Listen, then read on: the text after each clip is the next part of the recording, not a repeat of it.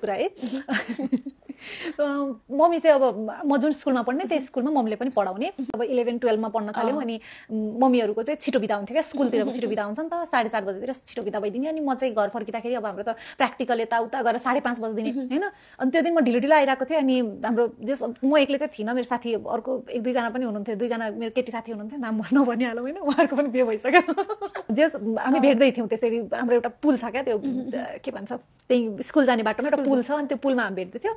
अनि त्यो बेलामा त ट्याक्क ढ्यान्टै गरेर मम्मीको स्कुटी आउँछ। ल मम्मी त गइसक्यो, रातो पिरो रातो निलो भइहाल्यो नि। मम्मी बस भन्नु गएर बसेँ। भाइ पनि थियो उता चितवनतिर, हामी 3 जना अब भित्र 3 जना हिँड्ने होइन, भाइ पनि थियो। अनि त्यसपछि अनि मम्मी जानुभयो, घर जानुभयो। अनि त्यसपछि जाने बित्तिकै अनि दुध लिन जानुपर्ने, हाम्रो चाहिँ ड्युटी क्या। अब जो आउँछ घरमा ऊ चाहिँ दुध लिन जानुपर्ने। मम्मी दुध लिन जानुभयो। मम्मीले त मलाई गाली गर्नु, त्यसरी केटाहरूसँग मलाई भेट्नु भएको छ होइन। अनि त्यसपछि त घर आउने बित्तिकै पुरा भाँडा माझेँ मैले, बिहानको भाँडा जस खुसी बनाउन, गाली नगर्नुहोस् भनेर भाँडा साँडा माझेँ। तर त्यो कुरा निकाल्नु भएन मम्मीले। अब त्यो के मलाई गाली पनि गर्नु भएन त्यो बेला होइन। एकदम त्यो बेला चाहिँ एकदम जसङ्ग भयो म, के भयो मम्मीले थाहा पाउनु भयो क्या भन्ने भयो, तर सायद थाहा पाउनु भएन। अनि एकदम एङ्ग्री मोडमा आइज बस पनि भन्नु भएन। ल मलाई त्यो गरेर यस्तो डुङ्का कुट्नुहुन्छ होला भन्ने लागेको। भाँडा माझेपछि सक्यो।